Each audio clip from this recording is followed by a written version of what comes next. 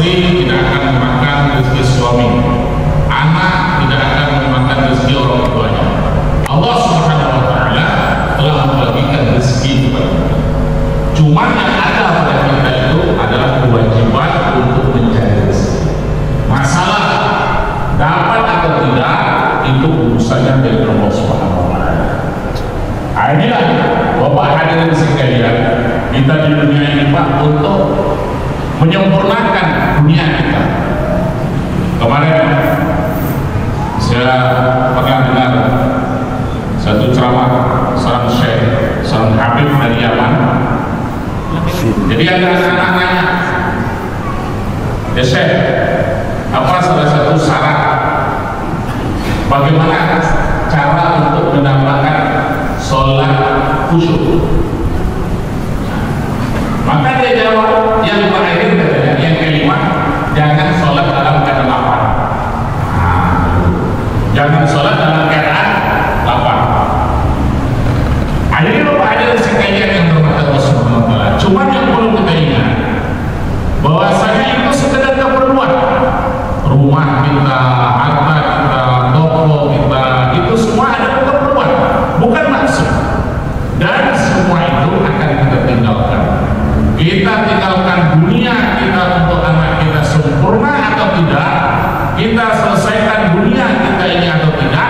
Apabila kita meninggal dunia, itu Allah Subhanahu wa Ta'ala tidak akan ambil pusing. Mau selesai atau tidak dunia kita, selesai sudah. Ya, apabila dalam kerja kita. Ada yang kedua, hadirin sekalian, itu ada maksud hidup kita.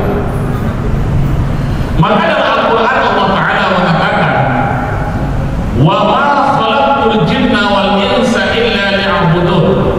Kami tidak menjadikan jin dan manusia melainkan untuk beribadah kepada Allah Subhanahu wa Ta'ala. Ini maksud terbesar Allah Ta'ala hantar kita di dunia, bukan untuk toko kita, bukan untuk kantor kita, bukan untuk anak kita, bukan untuk istri kita, bukan. Itu semua ada keperluan dunia kita. Ya. Adapun maksud terbesar Allah Subhanahu wa Ta'ala hantar kita di dunia adalah untuk beribadah kepada Allah. Nah, ibadah ini Pak jangan diartikan dengan sempit. Sholat bahagian ibadah, puasa bahagian daripada ibadah. Apa yang dikatakan ibadah? Ibadah itu Pak adalah semua perintah Allah, semua larangan Allah, semua perintah Rasulullah, semua sunnah baginda Rasulullah SAW, itu yang dinamakan ibadah. Maka seorang ibadah, orang masuk ke WC depan, langkah kaki kiri, langkah kaki kiri, dengan orang masuk ke masjid melangkah kaki kiri, itu lebih mulia masuk WC. Kenapa? Karena adab masuk masjid melangkah dengan kaki kanan, dan adab masuk ke WC melangkah kaki kiri. Baca doa 7 langkah sebelum masuk WC. Ya, maka orang masuk ke masjid dengan tidak ada adab, dengan tidak baca doa, apalagi sampai nak sholat di masjid, duduk langsung, itu lebih mulia orang yang masuk WC dengan adab. Maka kalau memang darurat, pinggang kita sakit, tak bisa ada semain sunat atau orang banyak, ada penggantinya Pak, sholat sunat atau masjid. Kalau dalam kitab Sabilul Muhtadin itu dikatakan bagi orang yang darurat, yang ada uzur, mungkin dia tak bisa sholat sunat atau masjid 2 rakaat, maka dia ganti dengan zikir. Apa zikirnya Pak? Subhanallah walhamdulillah wala ilaha illallah wallahu akbar 3 kali. Itu pengganti daripada sholat sunat atau masjid. Ada kemudian Bapak sekalian, Islam itu agama yang paling mudah. Kemarin ada orang tanya dengan saya, Ustaz, kalau kita nak ngamal agama yang sulit ya, aku tanya balik dengan dia Pak.